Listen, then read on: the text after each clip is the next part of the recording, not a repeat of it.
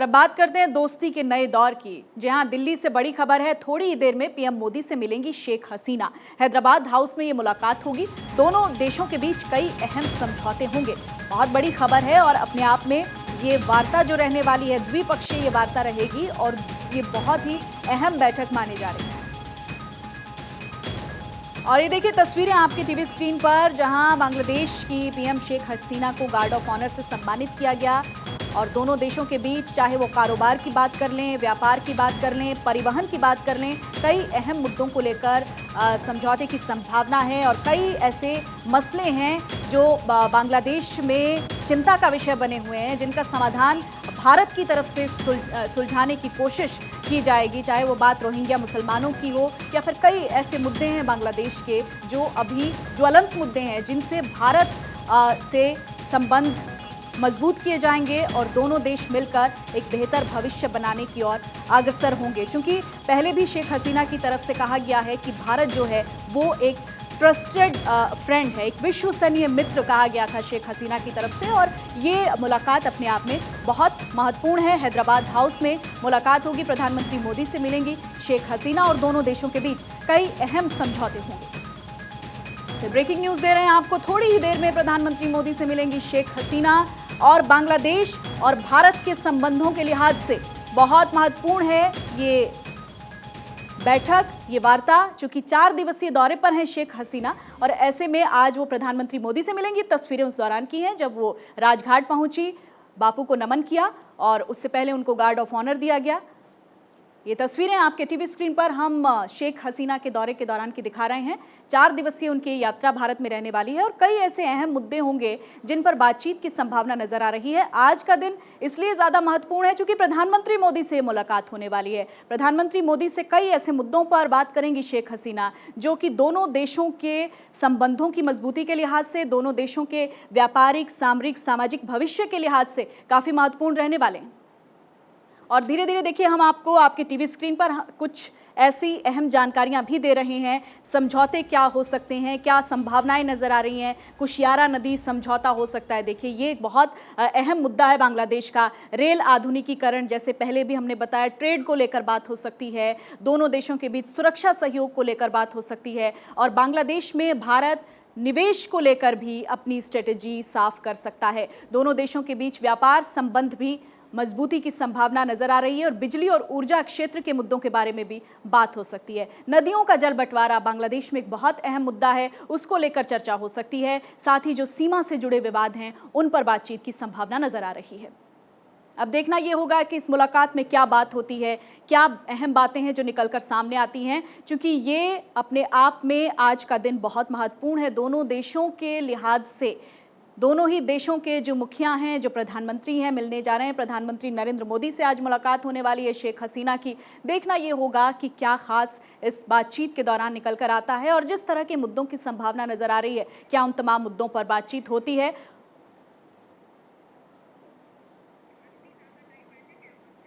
और इस खबर पर ज्यादा जानकारी के साथ अदिति नागर मेरी सहयोगी मेरे साथ लाइव जुड़ चुकी हैं। अदिति, बहुत महत्वपूर्ण है आज का दिन और हम कह सकते हैं ये 4 दिवसीय यात्रा जो रहने वाली है शेख हसीना की, उसमें एक बड़ी कड़ी जुड़ने वाली है क्योंकि आज प्रधानमंत्री नरेंद्र मोदी से मुलाकात होगी शेख हसीना की।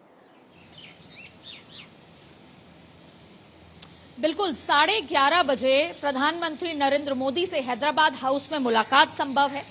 और अभी अगर देखा जाए तो हैदराबाद हाउस के बाहर तमाम तरीके की सिक्योरिटी, तमाम चीजें हैं।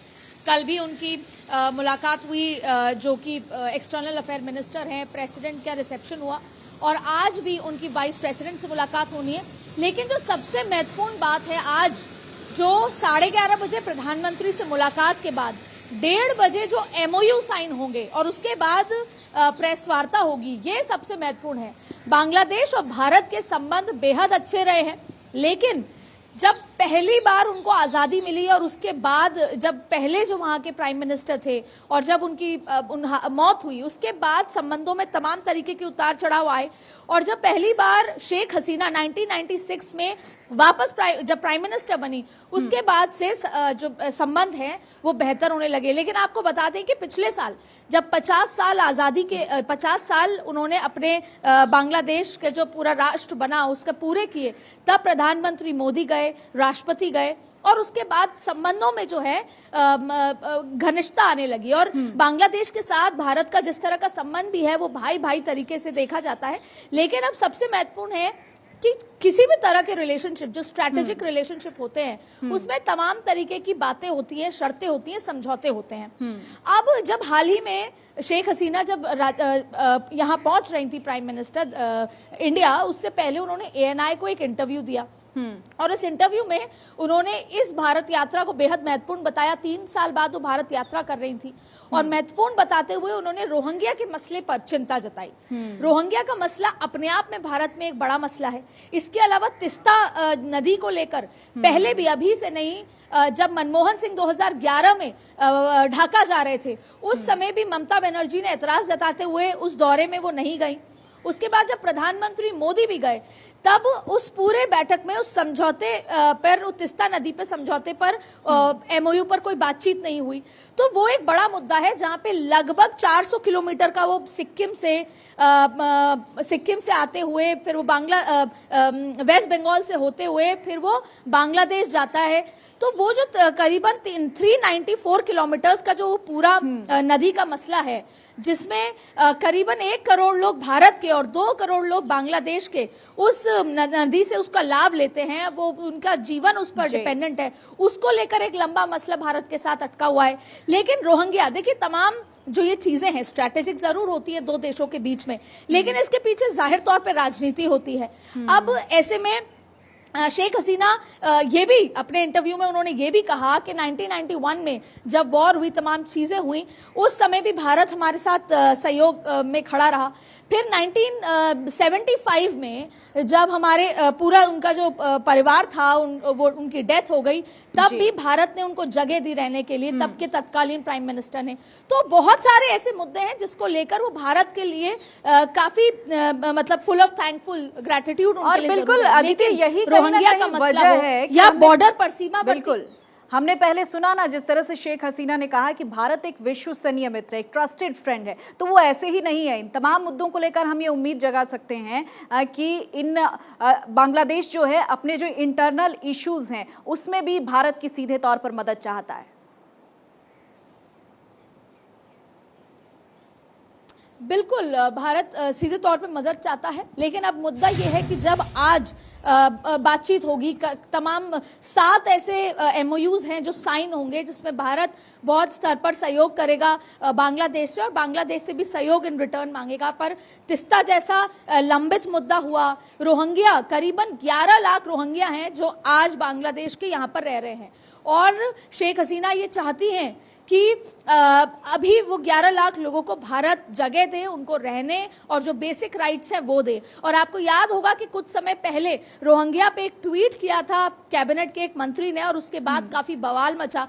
VHP तक एकदम इस बात को लेकर कड़े शब्दों में निंदा करने लगे और उसके बाद सरकार की तरफ से खंडन आया कि ऐसे किसी भी तरह की कोई उनको जगह देने की बात नहीं हुई। आम आदमी पार्टी से फिर तमाम भाजपा का क्लैश चला। लेकिन ऐसे में बहुत सारे मुद्दे आज होने वाले हैं और शाम तक भी तमाम कार्यक्रमों में आज शेख हसीना रहने वाली हैं और उसके बाद उनका जयपुर का भी दौरा है। अदिति, एक और जानकारी आपसे चाहेंगे, बताया जा रहा है 2 दौर में वार्ता होगी। बिल्कुल, देखिए, अभी 11:30 बजे तो प्रधानमंत्री उनका स्वागत करेंगे, उनसे उनकी मुलाकात होने वाली है और उसके बाद करीब 1:30 बजे से पहले बातचीत होने वाली है, जिसमें 2 अलग अलग सेक्शन, अलग अलग स्तर पे बातचीत होगी और फिर स्ट्रैटेजिक तमाम बातों के बाद, 2 राष्ट्र के बीच के रिलेशनशिप के बाद और आगामी दूरगामी सोच के साथ कई सारे MOU साइन होंगे और उसके बाद 1:30 बजे बताया जा रहा है कि वो MOU फोटो अपॉर्चुनिटी के साथ दोनों ही प्रधानमंत्री देश के मिलकर वो एमओयू साझा करेंगे मीडिया को, और फिर एक प्रेस वार्ता भी की जाएगी। तो ये तमाम चीजें हैं, लेकिन सवाल यही उठता है कि संबंध को बेहतर करना और अपने अपने राष्ट्र की, जैसे रोहिंग्या का मसला हुआ, लंबे तिस्ता वाला मसला हुआ, या सीमावर्ती इलाकों में जिस तरीके से हत्याएं हो रही हैं, अटैक हो रहा है, जिसको लेकर बांग्लादेश बहुत चिंतित है। क्योंकि अगर हम वापस पश्चिम बंगाल पर पहुंचे तो वहां के मसले अलग तरीके से हैं, सरकार के मसले अलग तरीके से हैं। तो तमाम ऐसे मुद्दे हैं जो चर्चा तो बहुत होंगे, लेकिन फिलहाल इसी तरह का इंडिकेशन है कि 7 बड़े एमओयू साइन होंगे, जिसमें दोनों ही देशों के बीच के जो रिलेशन है वो और बेहतरी की ओर और स्ट्रैटेजिक स्ट्रेंथ की ओर बढ़ने वाले हैं। इसी बात का इंतजार है। फिलहाल हैदराबाद हाउस में बैठक कुछ ही क्षणों में शुरू होगी, उनका स्वागत सत्कार किया जाएगा जैसे परंपरा है भारत की, और उसके बाद फिर तमाम मसलों पर चर्चा होनी है। देखिए, कल से लेकर अब तक अलग अलग स्तर पे, चाहे फिर वो प्रेसिडेंट हाउस में एक रिसेप्शन की बात हो, या उसके अलावा मौर्या में जो एक्सटर्नल अफेयर मिनिस्टर हैं उन्होंने उनका स्वागत किया हो, उनसे मुलाकात की हो, या फिर पालम एयरपोर्ट पर जब वो पहुंची थी तब उनका स्वागत हो, और अब खुद प्रधानमंत्री से जब वो मुलाकात करेंगी तो वहां पर उनका स्वागत होगा, और उसके बाद निजामुद्दीन भी वो दर्शन करने वहां पर जाएंगी। तो ऐसे तमाम स्तर पर, और वाइस प्रेसिडेंट से आज उनको शाम को मुलाकात उनकी होनी है, प्रेसिडेंट से आज फिर प्रेसिडेंट हाउस में उनकी मुलाकात होनी है। तो जाहिर तौर पे भारत हर एक स्टेज पे, हर अलग अलग तरीके से, जब कोई विदेश से, अब कोई दूसरे राष्ट्र से आता है, तो भारत का एक तरीका है अलग अलग स्टेज पर स्वागत, उनका सत्कार करने का, मेहमान नवाजी करने का। और हैदराबाद हाउस अपने आप में गवाह है इन सारे रिलेशनशिप बिल्डिंग के लिए, आज से नहीं सालों से, जब देश के प्रधानमंत्री या देश के किस तरह से दूसरे राष्ट्र से आए हुए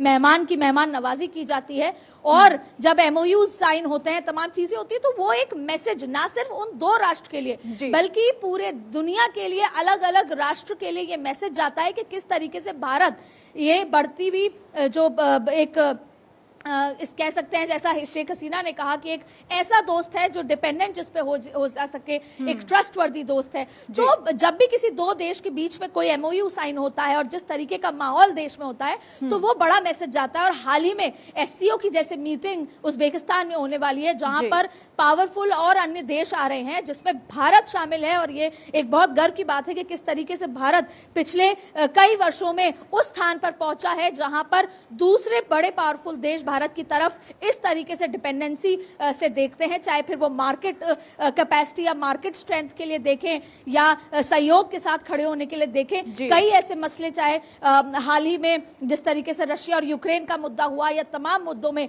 भारत किस स्ट्रैटेजी पर है। हालांकि भारत बहुत पहले से ही नॉन अलाइनमेंट मूवमेंट पे जा चुका है कि हम अपना एक स्टैंड रखेंगे, हम किसी एक ग्रुपिज्म में नहीं होंगे। तो भारत की तरफ जैसे अब दूसरे देश देखने लगे हैं, वो अपने आप में एक बेहद महत्वपूर्ण, हम एक निर्णायक बिल्कुल अदिति, आप सही कह रही हैं। इस पर आप इस खबर पर पूरी नजर बनाए रखिएगा अदिति, हम आपसे तमाम जानकारियां लेते रहेंगे। फिलहाल के लिए बहुत बहुत शुक्रिया आपका इस जानकारी के लिए।